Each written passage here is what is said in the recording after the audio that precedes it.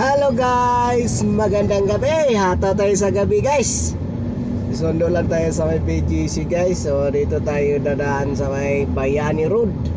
Hindi ako naka-video doon sa C5 guys. So andito tayo sa Bayani Road guys, sa may Heritage Farm.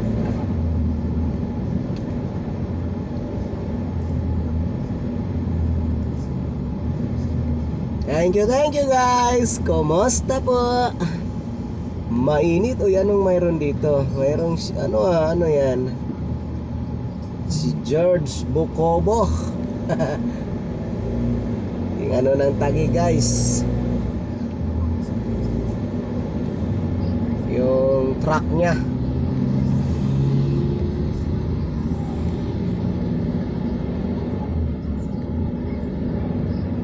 Shout out guys! Kumusta ang buhay sa init ng panahon?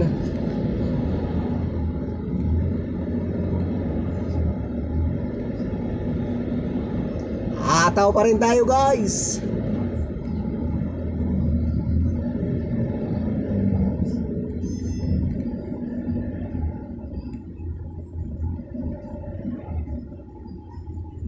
Wala traffic din sa kabila eh. Dito ako pinadaan ng waste. Nag-waste kasi ako kanina.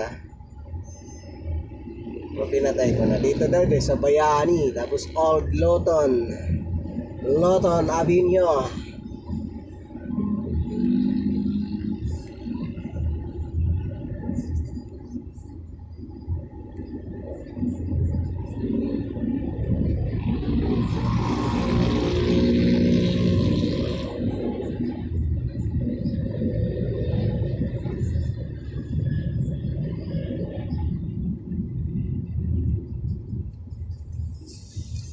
Ayan.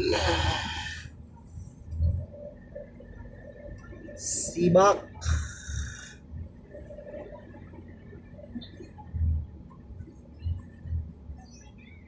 Marami na rin pala dito pagkain eh.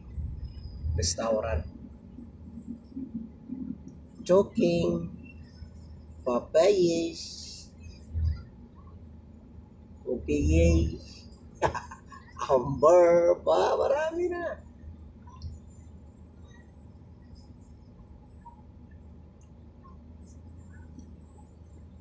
Choking. Yan, kasi may halo-halo dyan. Kanina, nakahalo-halo ako. Thank you sa sponsor. May siopaw pa guys.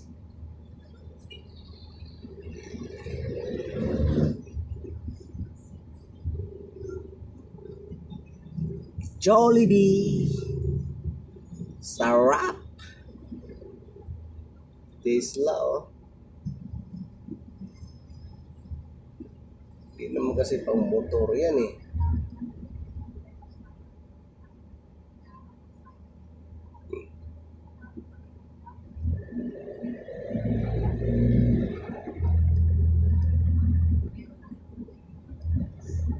Murang bigas. Mayroon na ba guys? Tingnan natin. Sa ingat kumain ng NFA guys, ang mga opisyal ng katuruan ng Department of Agriculture para ipakita na maganda ang kalidad nito. Ganitong bigas kasi ang ibebenta sa halagang 20 pesos kada kilo. Hindi lamang sa Visayas. Yan ang pala yung lugar sa Metro Manila. Sa kabila ng mga papamatiko sa kalidad. Pati na din sa programa. Ito na rin ang natupakan ng pangako ng ating Pangulong Bongbong Marcos, ibaba ang presyo ng bigas sa 20 pesos kada kilo. Paglilinaw ng DA, vulnerable sector o yung mga mahihirap, solo parents, PWD at senior citizens muna ang papayagang bumili. okay. Sa Biyernes Day 2 ay makakabili na ng 20 pesos kada kilong bigas sa 8 kadiwa sites sa Metro Manila. Kabilang na dito sa Central Office ng Department of Agriculture sa Quezon City. Ngunit limitado lamang sa 30 kilo kada pamilya kada buwan ang pwedeng bilhin ng bigas sa mga kadiwa center. Kasama sa mga magbebenta ang mga kadiwa sites. Nabili na ako guys eh, 34. Las Vegas, Marikina, 15 kilos nabili ko, 34 nga lang. Mga palusot yun guys. Pero pwede na rin. Maganda naman eh. Maputi naman din.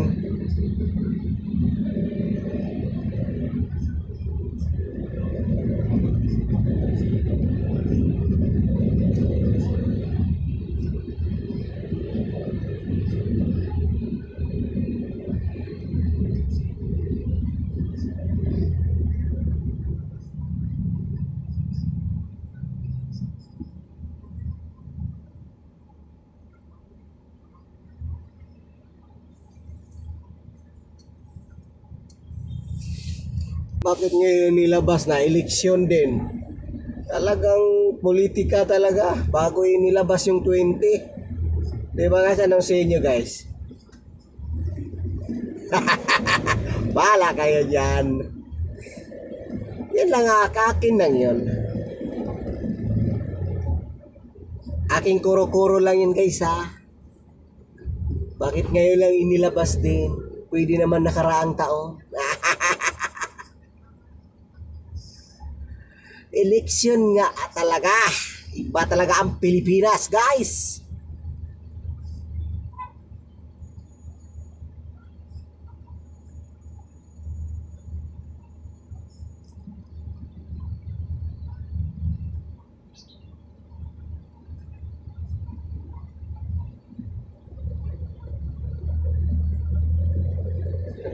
Hindi nyo sinira, hindi naman kami.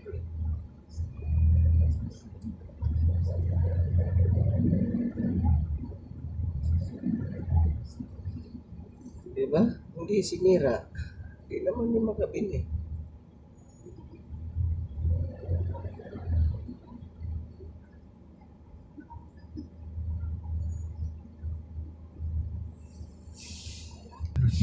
Nagpapinang nangyari ang malawakang blackout sa bansa pero may mga solusyon para ibalik ang kuryente.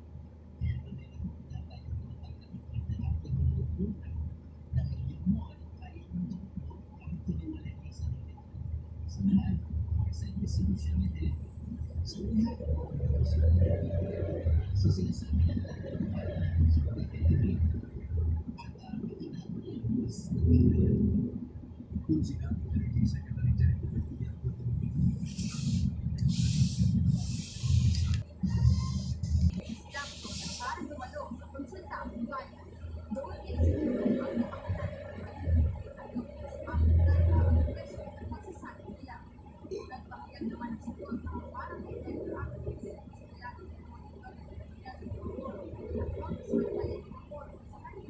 Di mapuro.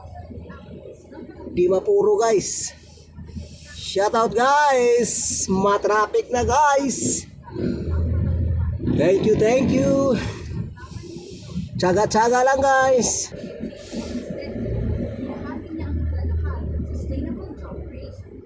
Labing-pitong mayor mula sa Laguna ang nagpahayag ng suporta ang dating senador Kiko Pangilinan. Nag-honorary naman sa pagkakaan. Kasama ang ilang tapos ng pinagpalit mula sa Pilipinas. Si Senador Pia Cayetano Lunes at nag-participate kay Mayor Joe Belmonte. Pag-usap din si Cayetano sa mga municipal, civil society groups at urban partners para talakayin ang mga polisiyang nagawa niya. 2 araw bago ang Labor Day, umapela si senatorial candidate Robert Roberts kay Pangulong Ferdinand Marcos Jr. na sertipikahan bilang urgent ang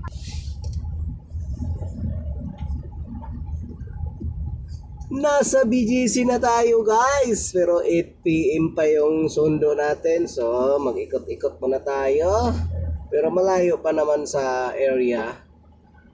Eh kung maaga pa, ikutin mo na kayo ha. Ikutin mo na kayo. Ikot ko muna kayo. Tayo pala tayo. Ayan guys.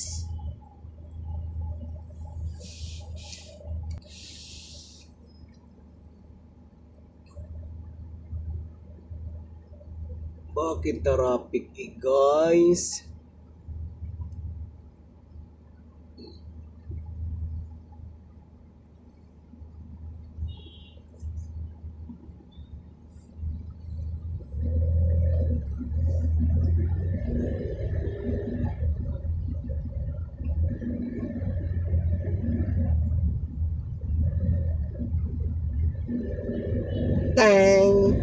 Terereng, tereng, teng. Mali yung wish eh. Yung wish kasi 50 minutes. Bakit dito ako hindi ako sumunod sa kanya yung service road sinasabi? Bakit service road kasi? Pero grabe naman yun. Kasi dating ko 7:50 dapat yung ito. 7:30 pa lang. Wala pa nga. Ayan ang SM Aura guys. SM Aura. Okay guys, sa part 2 tayo guys. Bye bye, maraming salamat. I love you all.